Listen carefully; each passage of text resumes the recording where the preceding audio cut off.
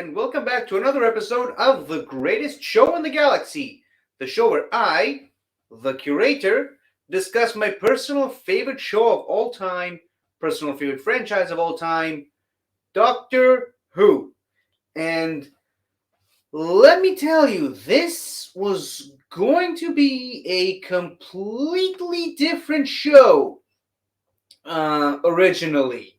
I mean, I had it all planned. It was still during what I like to call Sea Devil Month, where I was basically just talking all about the Sea Devils and their history and contribution to the world of Doctor Who. I mean, I had a completely different idea for a thumbnail. Originally, I was going to talk about the comic book alternating currents or alternate currents. I can't remember the name of the 10th Doctor and 13th Doctor encountering the Sea Devils. And then, well, life sort of got in the way.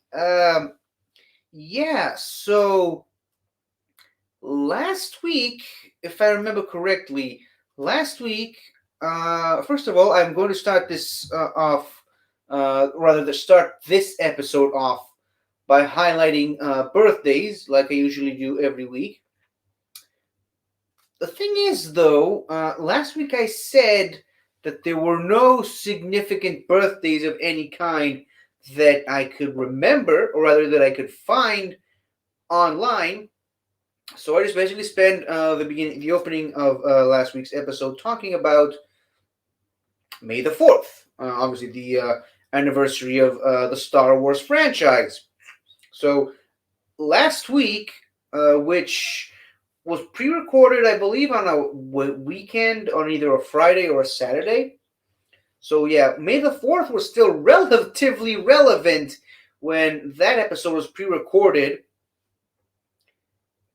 However, either on the same day or the day before that episode went live, because obviously these episodes are being pre-recorded ahead of time, for the most part that is, yeah, about a day before or on the day that episode premiered, some news dropped. Some very special news pertaining to the Doctor. Specifically, the 14th Doctor. I'm not even going to stretch this out even longer than I have to. Ncuti Gatwa is the 14th Doctor. We all know this by now. This is just a really good image that I was able to find online for it. And it's official. It's out there. It's part of the universe. It's time to accept that, people. Ncuti Gatwa is the 14th Doctor. We now finally know who the next Doctor is going to be. And this isn't it. It's not me as like finally Jodie's leaving. We know who's replacing her. This isn't me doing any of that nonsense because I don't do that. It's just the wait to obviously we knew Jodie was leaving. There's no point in denying that. We knew Jodie was leaving. Whatever your opinions regarding the actress or how she chose to portray this character, whatever your opinions on it may be, whether you liked it or hated it, we knew it was going to come to an end. I mean, obviously, with a franchise like Doctor Who, we always know that an actor's time in the role of the Doctor is limited.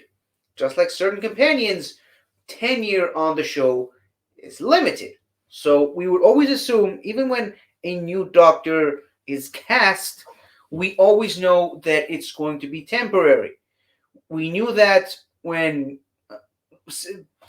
possibly since, I guess, John Pertwee.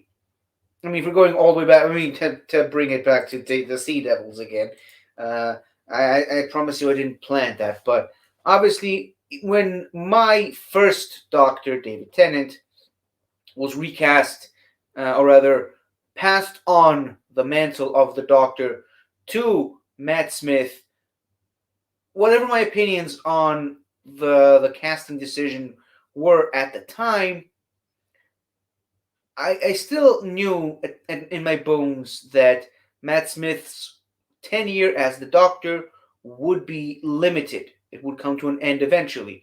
when Matt Smith himself was replaced, or rather passed on the mantle to Peter Capaldi, I already knew it was limited. When Peter Capaldi passed on the role to Jodie, I knew it was going to be for a limited time only.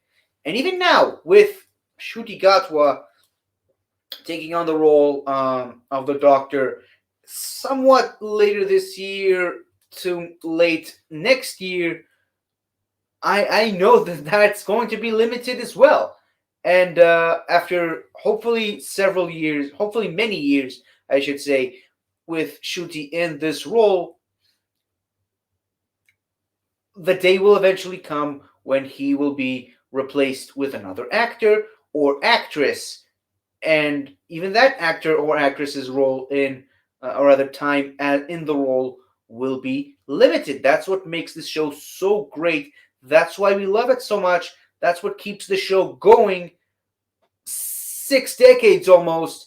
The replacement of the actor and the constant rejuvenation of not only the main character, but also the way the show is being presented as a whole. So, on behalf of myself and the rest of the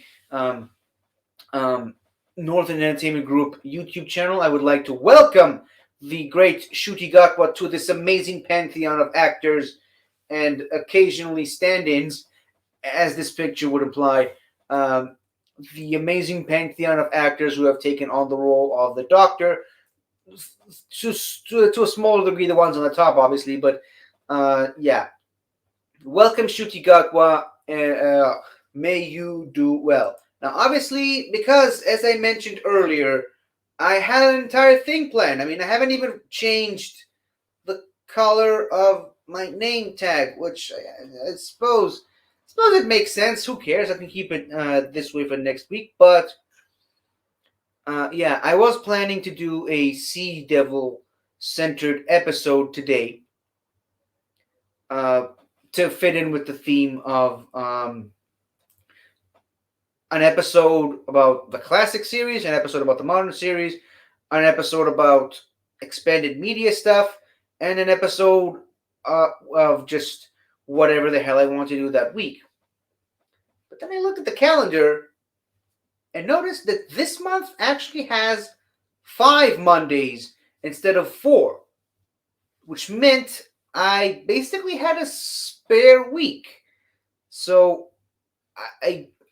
that's really how this whole idea of today's episode came about. So I decided, because of I cannot ignore this huge major bit of news, especially since it happened kind of before the previous episode premiered and after it was pre-recorded. I can't really just ignore that. I couldn't just have it as a 5-minute thing at the beginning of what would have been this episode and just moved on.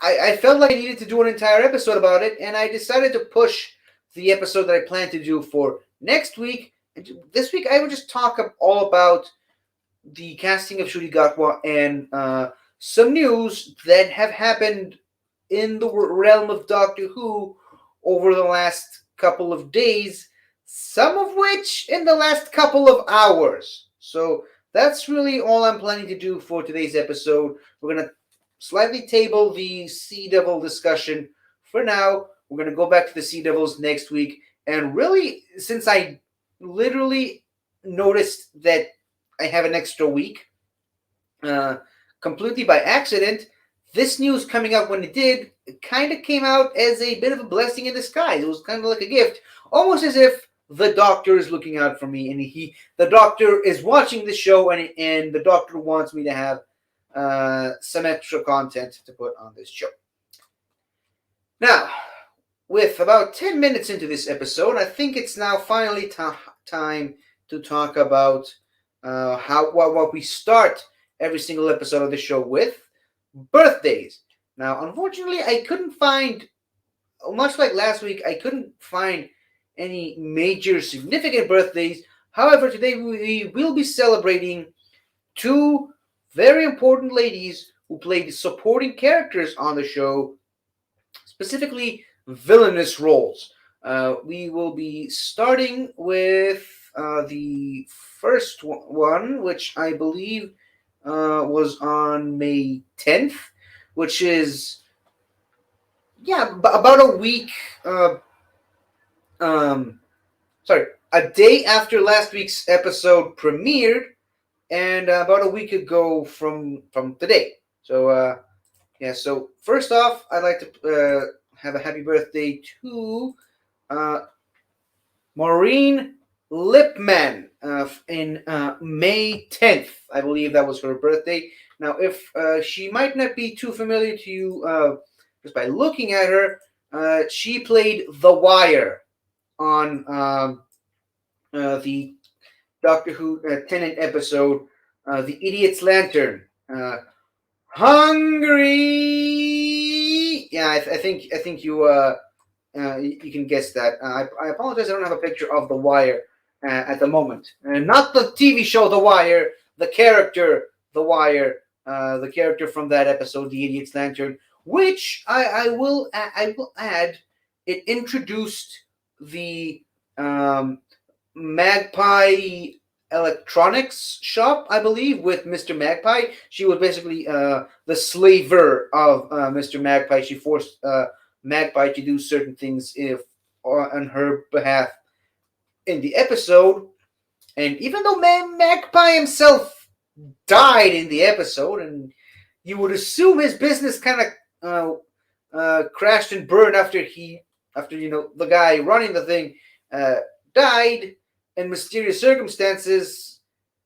For some reason, the company, rather the chain, lived on. We actually do see Magpie Electronics make several different appearances all throughout the modern era of the show. I believe in Before the Flood, the 12th Doctor episode, um, Peter Capaldi's 12th Doctor uses an electric guitar that's hooked up to an amplifier with the Magpie Electronics logo printed on it. And I do believe the Magpie Electronics logo does pop up in several different novels and Big Finish audio plays, specifically post that episode. So yeah, she actually made a bit of an impact in the episode, and I guess it's thanks to her that the name Magpie Electronics is still sticking around in the Doctor Who public consciousness, I should say.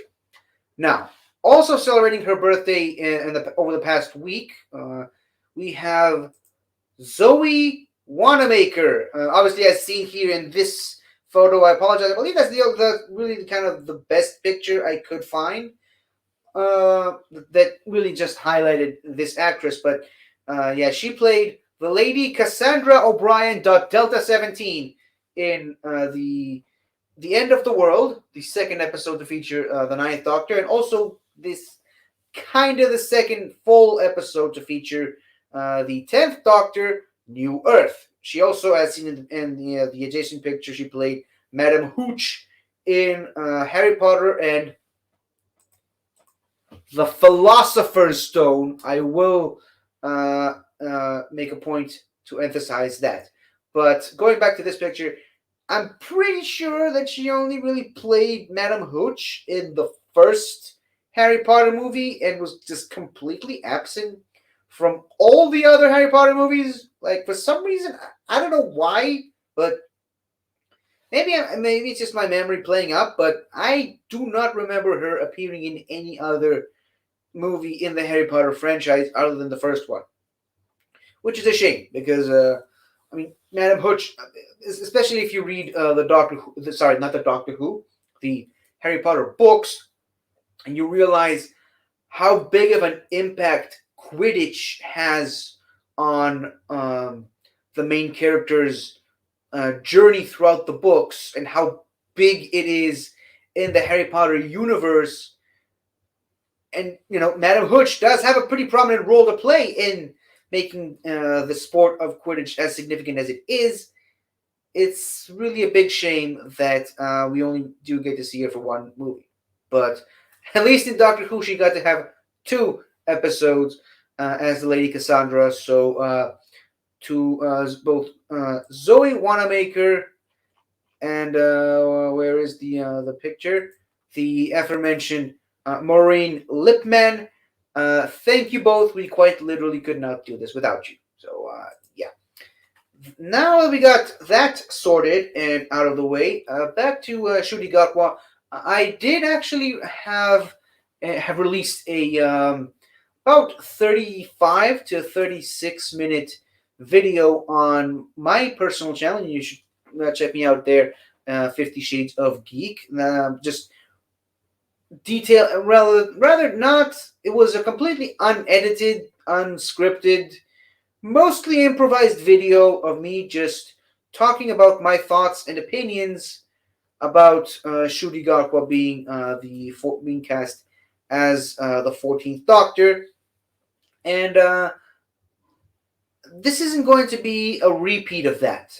I mean, if you want to go back and check out my opinions, just go back and look at that video on my channel, and I pretty much go over all the major points that I wanted to get out of the way in that video, and also stuff that I felt was more appropriate uh, to say on my own personal channel, as opposed to saying my thoughts and opinions on another channel that is associated with several different people, and my personal thoughts and opinions could in some way reflect on the rest of the people on this channel. And I basically what I'm trying to say is I didn't want to get anyone that this channel is associated with in trouble from what I said. I didn't really say anything too problematic. At least I hoped I didn't. But I felt like it would have been best if my thoughts and opinions about the casting of Ncuti Gatwa um, would have been better reserved for my own personal channel, where the only one who would be potentially affected by it would be myself, as opposed to the rest of the people on this channel. That being said, I was very positive regarding the casting of Ncuti Gatwa. Obviously, I've been saying this for quite some time now, ever since we got the news that I do not have the image right now, so let's just use the thumbnail.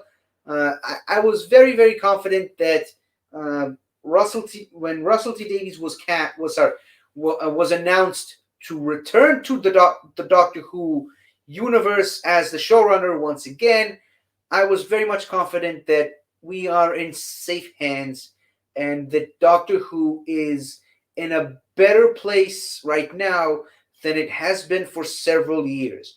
And this isn't me throwing shade towards the Chris Chibnall era, the Jodie Whittaker era. I said this on my other video that I mentioned earlier. I think the Chibnall era of Doctor Who was littered with problems and issues that I'm not really going to go into right now because, as I mentioned, this is not the platform to talk about these sort of things. But despite the problems and issues, there have been some good stuff that came out of the Chris Chibnall era as the showrunner. And I specifically specify the Chris Chibnall era as opposed to the Jodie Whittaker era because the way I see it, the success or blame of success or failure, I should say, of this era of Doctor Who falls squarely on the shoulders of the showrunner, not necessarily the actress. At least that's the way I perceive it to be. Obviously, the actress is the face of the franchise, but the showrunner is, for all intents and purposes, the captain of the ship. to use a sort of a nautical metaphor. So yeah, the actress is basically doing what she's told in her own way, but dictated by the showrunner at large. So while I do consider and here's something that's a bit different because I believe this is kind of the first time in Doctor Who where a specific doctor is tied to one showrunner, or one showrunner is tied to uh, one doctor. And what I mean by that is, especially during the classic era,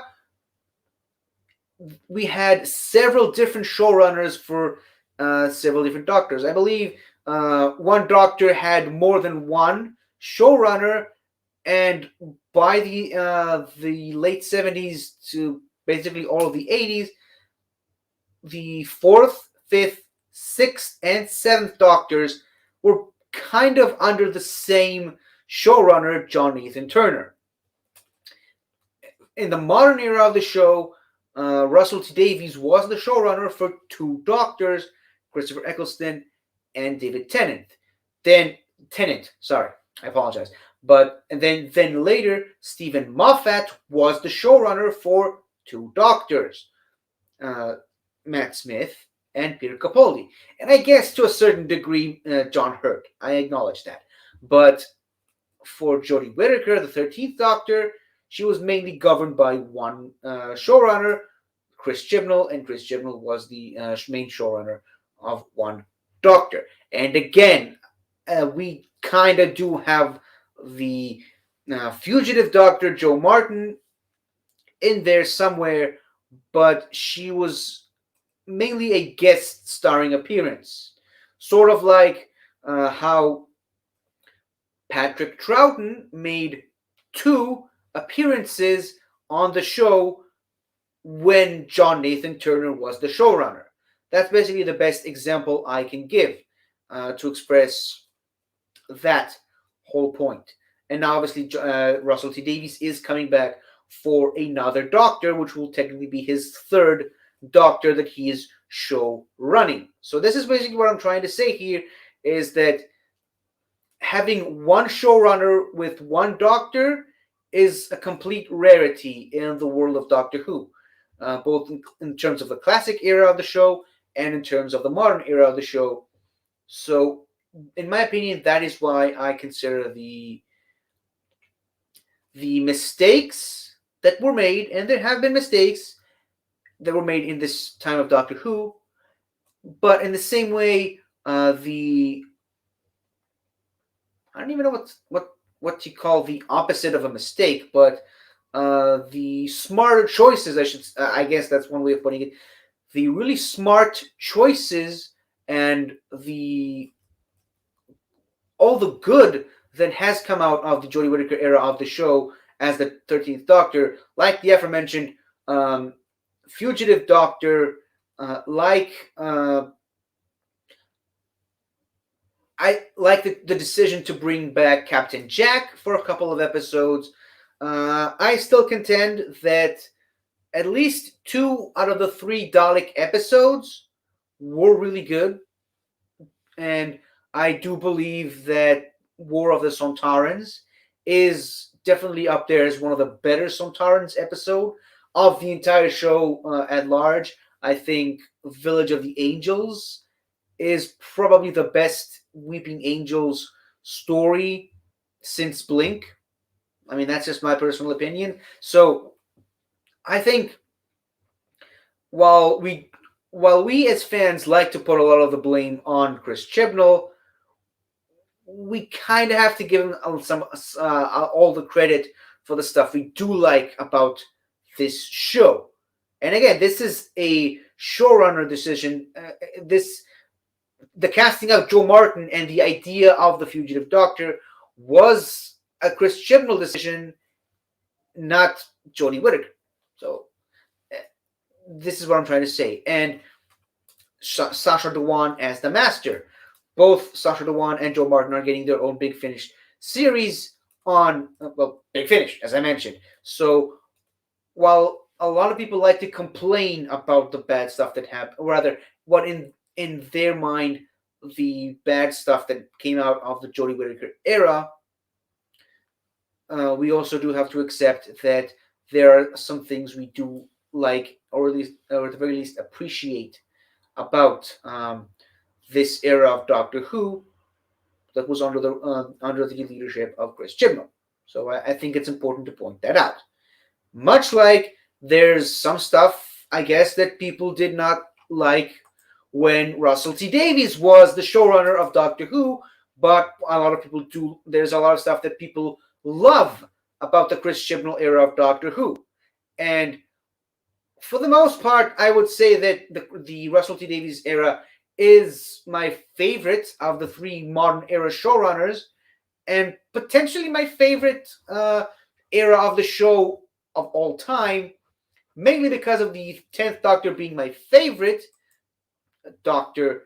But again, just like I mentioned previously with Chris Chibnall, a lot of things that have happened on the show have happened thanks to the leadership and guidance of Russell T Davies, not necessarily David Tennant. Even though the idea of having two different David Tennant Doctors in the same story, while both of them were played by David Tennant himself, they were not a David Tennant decision to make. They all came originally from Russell T Davies. The idea of having Missy in the show and the Paternoster gang was a Stephen Moffat decision, not a Matt Smith or Peter Capaldi decision.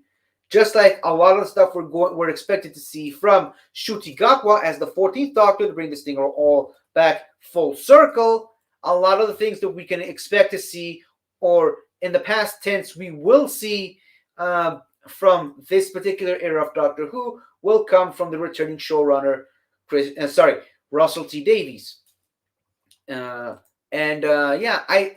This whole long tangent is just mainly to say that I've been saying for weeks, possibly even months now, that Doctor Who is in a much better place than it has been for several years. And while, as I mentioned, I like a lot of the stuff that came out of the Chris Chibnall era, I absolutely love some of the stuff that came out during the Stephen Moffat era of the show.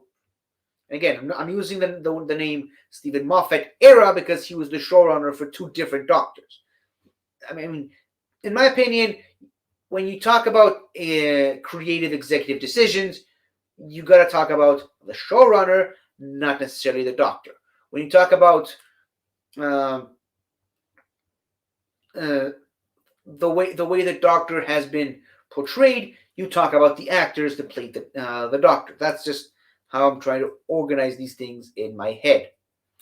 So while I absolutely loved a lot of the stuff from the Stephen Moffat era, and I do like a lot of the stuff from the Chris Chibnall era, there is no denying that the show has been in a not so steady decline for the past couple of years. Some might even argue since the 50th anniversary, which, I mean, it was almost 10 years ago, which just, I cannot imagine how fast time flies. Wibbly wobbly, timey wimey, to quote someone we all know. But yeah, while Capaldi is one of my personal favorite Doctors, his run as the Doctor wasn't really the smoothest. The Capaldi era of Doctor Who saw a really, really sharp decline from season to season. And while Jodie Whittaker's debut season did actually pick up the numbers back up again, the show has once again steadily started to drop down a little bit in the viewing figures, and there's a whole discussion to be made about whether or not viewing figures or the TV viewing figures should actually count for as much as people give them credit for. That's a whole separate conversation that I really don't want to get into at the moment, because once again, not the time or the place to to be talking about these things. But yeah, while a lot of people have been losing interest during the Capaldi era, and especially during the Whitaker era, I have a feeling that with this casting of Ncuti Gatwa and Russell T Davies, we are quite expected to see a sharp rise in the popularity of Doctor Who, and especially with the 60th anniversary coming up right around the corner. And there are some stuff concerning that we have to discuss in a couple of minutes. We will get to that in just a bit, but with this very perfect storm of of all a lot of different things coming together, Doctor Who, as I mentioned, is in a much better place than it has been for a while now. I would like to take this time to point out that the next episode of Doctor Who, which will be Jodie Whittaker's final episode as the Doctor, until they eventually decide to bring her back through like multi-Doctor stories or Big Finish stuff, which I would like to hope is on the horizon for Jodie as an actress. Jodie Whittaker's final episode will be the 300th story in the show's history. The 100th story, I believe, was the Fourth Doctor four-part serial, The Stones of Blood, I think. The 200th story was the 10th Doctor episode, Planet of the Dead, which, side note, that's why the bus that they end up being trapped on in the planet St. Helios is the number 200 because it's referencing the 200th story of the show. This next episode, which, as of the recording of this video, we still don't know what the next episode of the show, Jodie Whittaker's final episode, will be. We don't know what the title is going to be. Whichever one it's going to be, it will be the 300th story of Doctor Who. And that is the story where they choose to introduce the 14th Doctor, which, as I mentioned in my over half an hour video that I did on my channel, it will be, and once again, I have to really be careful about my words here, it will be the first full-time main series black actor to play the Doctor. That was a very difficult mouthful to say, and hopefully I won't have to say it too often during today's episode. But yeah, looking at this long list of actors and actresses who have played the Doctor, yeah, Ncuti Gatwa will now be the first main series full-time black actor, male, to play the Doctor on in the history of the show, which, in my opinion, is just really exciting. I said on my, again, I'm going to keep referencing my half an hour 35-minute video as many times as necessary to get people to check it out. But I said this on that video. There's a really interesting history, not really history, but more of a backstory to Ncuti Gatwa himself that could potentially serve as interesting storytelling opportunities for the show. That is all I can say for now, I suppose, on this channel. And I clearly am not the only one who noticed that, because Peter Capaldi, the 12th Doctor, the aforementioned 12th Doctor, has said in some interviews, and I believe you can actually find an audio clip of him saying this somewhere on YouTube. It appeared on my recommended section, so you should try to look that up because it's really heartwarming and encouraging. Peter Capaldi saying his thoughts on, or rather positive thoughts, as I should say, regarding the casting of Ncuti Gatwa as the 14th Doctor. Another Scotsman, Sylvester McCoy, also had some really good fun and pleasant thoughts to say, opinions to say regarding Ncuti Gatwa as the 14th Doctor. He was very very kind, very very welcoming to Ncuti. Ncuti also replied with a thank you video to Sylvester specifically and to the community at large. And for the most part, for however I looked around online and in the social mediasness of the world, people for the most part are generally very very positive, very very welcoming uh, of Ncuti himself, of this casting as the 14th Doctor. People are really, really excited to see this guy take on this iconic, historic role. And obviously, there are some bad eggs somewhere in there. That's always going to happen, no matter what. But for the most part, I think I've seen more positive people, more people being positive about the casting of Ncuti Gatwa as the 14th Doctor than I have seen people being positive towards the casting of Jodie Whittaker back in the day. Now, I should preface this by saying there was a lot of positivity directed towards Jodie when she was cast. A lot of people were welcoming of the first female Doctor at the time, main series that is. A lot of former actors from the show, I believe. Once again, Sylvester McCoy's name pops up again. He was very welcoming of Jodie as the 13th Doctor. I believe John Barrowman was also very positive and welcoming towards Jodie. Obviously, David Tennant was, because he was Jodie's co-star on Broadchurch.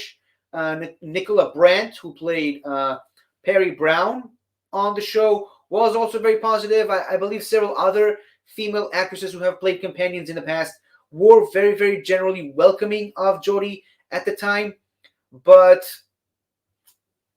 so far, again, from what I've been able to see, and keep in mind, I wasn't really on social media when Jodie was cast. I did not have a Facebook account until like late 2018, which was long after Jodie was announced as the 13th Doctor. So I may just be talking nonsense here, but for the most part, I have seen more people positive and welcoming towards Ncuti than Jodie. Well, that's a very fun, interesting transition of names there from Jodie to Ncuti. Obviously, the last name doesn't really work out there, but that's beside the point. So yeah, a lot of people in the Doctor Who fandom worldwide are generally way more welcoming of Ncuti than they have been for Jodie. But again, I could be very much mistaken on that part because I wasn't as tuned in to or rather didn't have my ear to the ground as much as I do nowadays. So yeah, that's really all I can say at the moment regarding the casting of Ncuti and the return of Russell T Davies. And even now, as of a few hours before I started recording this, and I guess you can say a few hours before this is going live, because I had to make such a dramatic shift in the main topic of the show in the middle of the week. I didn't quite have the time to prepare, so I'm actually recording this episode right now, as of the moment right now. This exact second, in fact, is about 20 minutes before it's about to premiere. I started about 40 minutes ago. Yeah, I kind of started about an hour before this episode is due to premiere.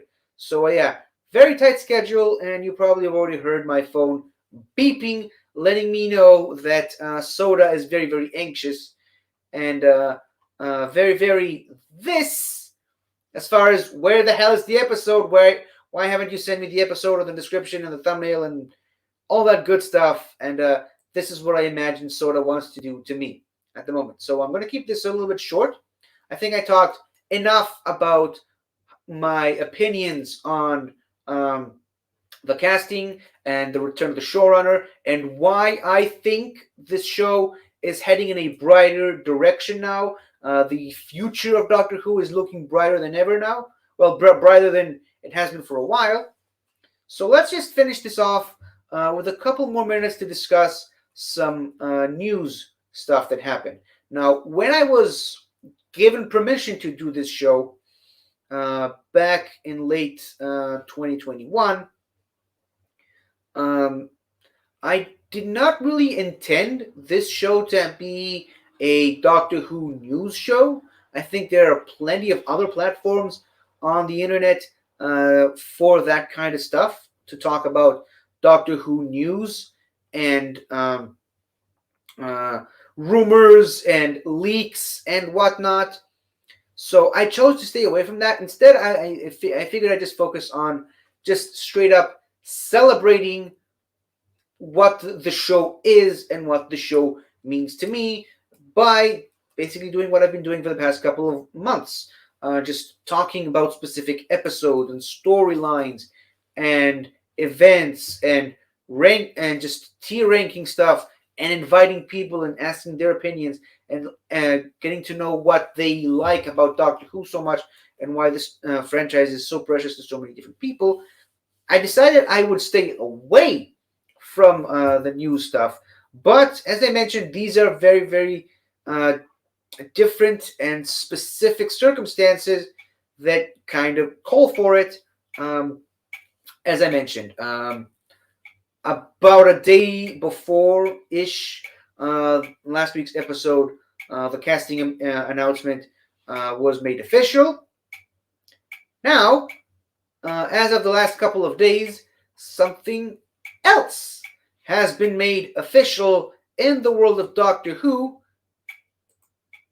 These guys are coming back. So, yeah, David Tennant, my personal favorite Doctor, the 10th Doctor, as well as what many people consider to be his best companion, Catherine Tate, playing Donna Noble.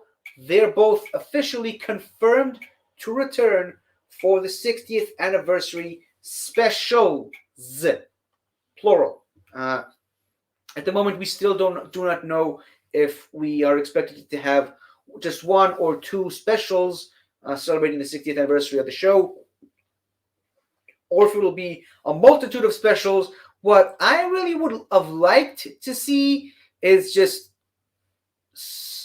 specials commemorating every single Doctor. Something I would have probably hoped we got in the 50th anniversary, but I'm not going to lament on that for the moment. I would just like a big, massive celebration of the franchise in general, coupled with just individual showcases of each individual Doctor and era of Doctor Who. I think there's definitely I think there's definitely a place for that right now. If I didn't know better, I would say that the return of such characters as Ace and Tegan in Jodie Whittaker's final episode is, or rather should be taken as a pretty good indicator that this is more or less the direction they're taking. But even though the episode itself is right around the corner, I'd say it's still a bit too early to think about that. But regardless, the announcement that came out a couple of days ago that David Tennant and Catherine Tate are coming back to play the 10th Doctor and Donna Noble respectfully. Obviously, if you know anything about the story that happened on the show, this is going to be before the events of Turn Left, because all hell broke loose as soon as that episode happened, story-wise, that is. So this will have to be at a certain point in time before that happened. somewhere in the middle of series 4.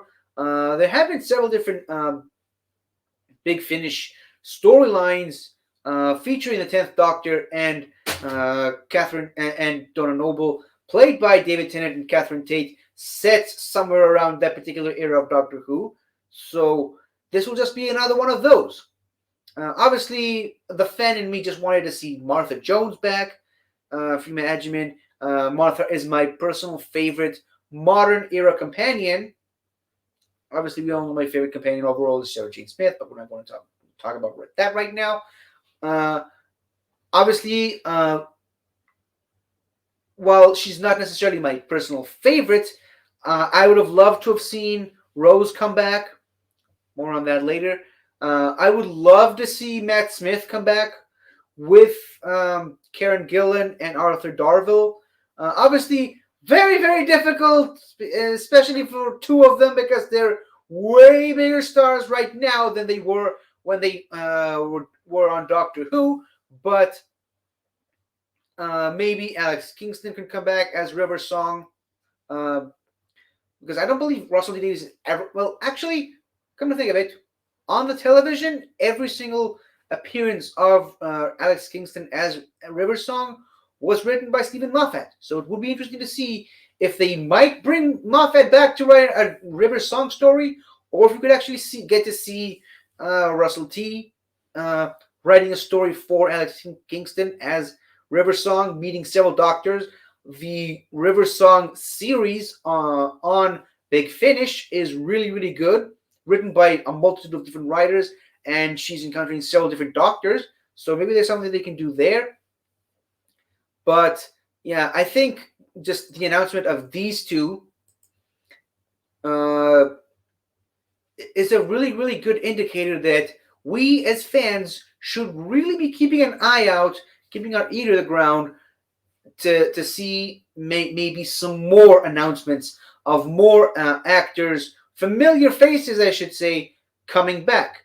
Obviously, something that happened earlier to either today or somewhere earlier this particular week.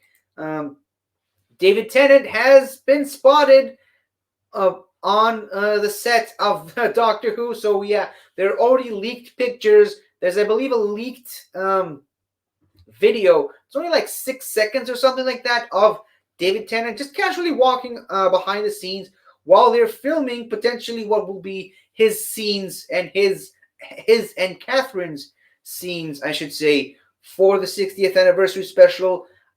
Earlier today, it was announced that Wilfred Mott will be coming back, played by Bernard Cribbins again. Yeah, there was as part of these leaks that David Tennant has been spotted on set. Some people have claimed to have seen Bernard Cribbins on set alongside David Tennant, and a couple of hours later, it has been made official. Bernard Cribbins is officially coming back as Wilfred Mott, which just brings so much joy and happiness to my young, still young at heart, heart of hearts. Way too many hearts there. But yeah, obviously Bernard Cribbins has a major, major history with Doctor Who. Obviously going all the way back to the second Peter Cushing movie. It was, yeah, he basically played a one-off companion-ish character in the second Peter Cushing movie, the Dalek Invasion of Earth 2150, before returning back to the franchise as the much superior character of Wilfred Mott, a lot of people's favorite personal character from the modern era of the show. It's just great and happiness all the way around to see this guy making his triumphant return to Doctor Who, which again kind of puts the the timeline of when this particular appearance in question would be into perspective.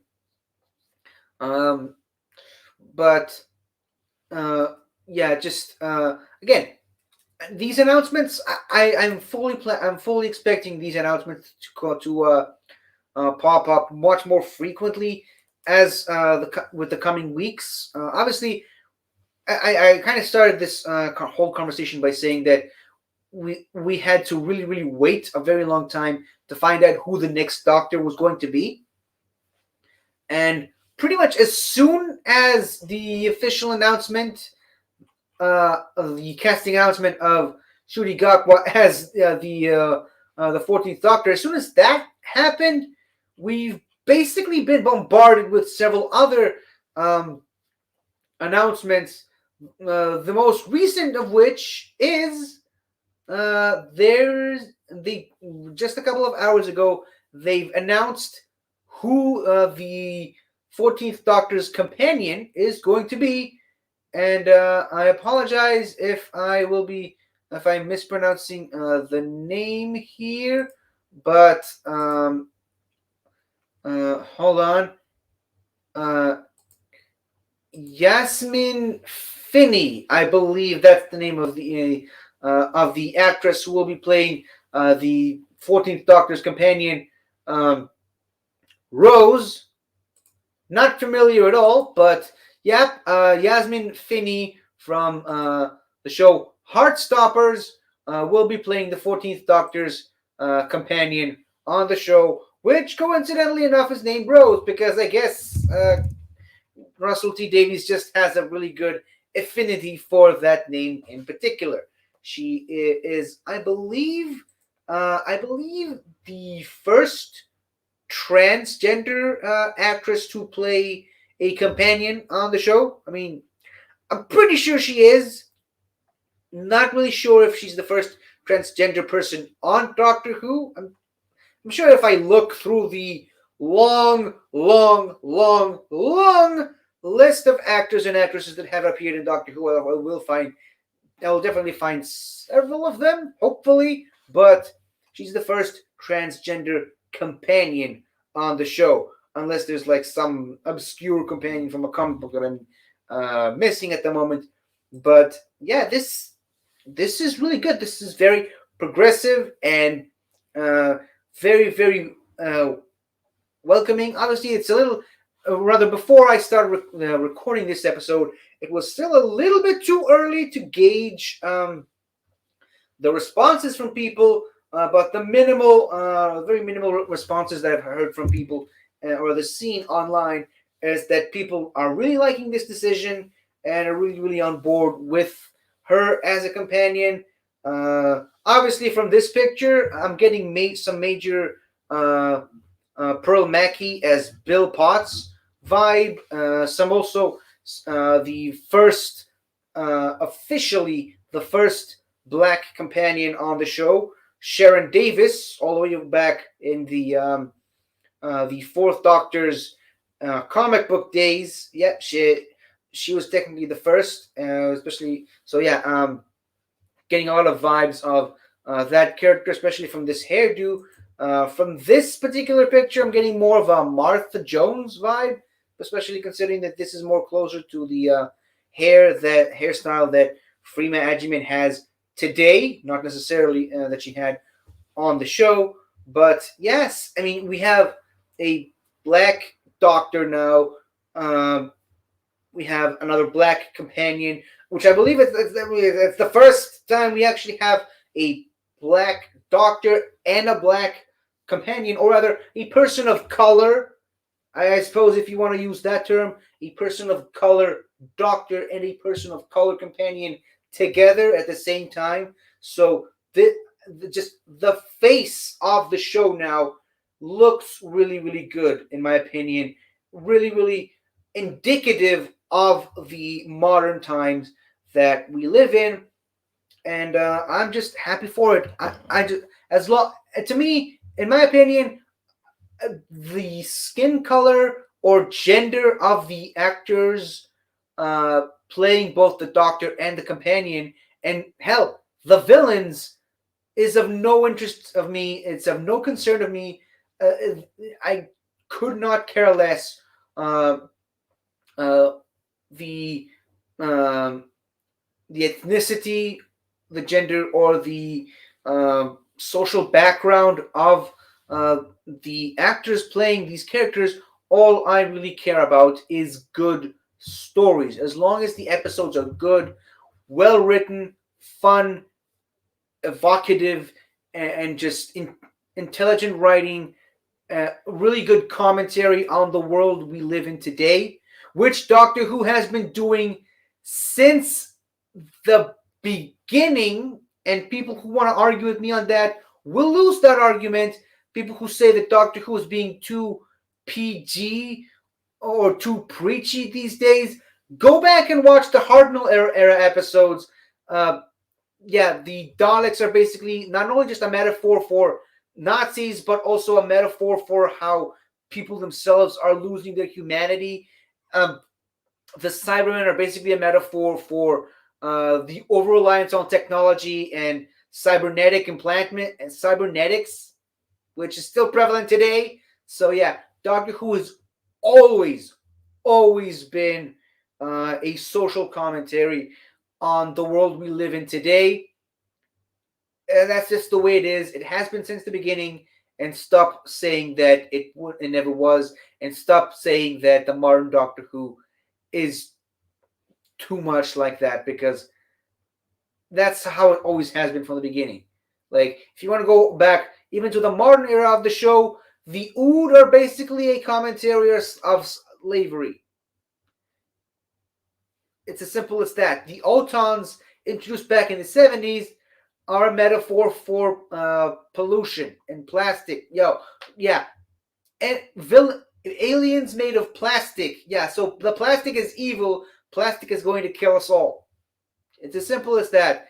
The Doctor Who has always been a social commentary, and having this particular combination of actors slash actresses as the face of the show is very much indicative of the times we live in today. We live in a brave new world, and you can either accept it and move on and be a part of it, or just stay stuck in the past, um, and you know, just refuse to acknowledge any of it, and just, well, let's see how far that will take you. I think I've already said way too much, and this episode is it should premiere any minute now. So I think it's now high time that I end this show before I get myself into even more trouble than I already am in at the moment.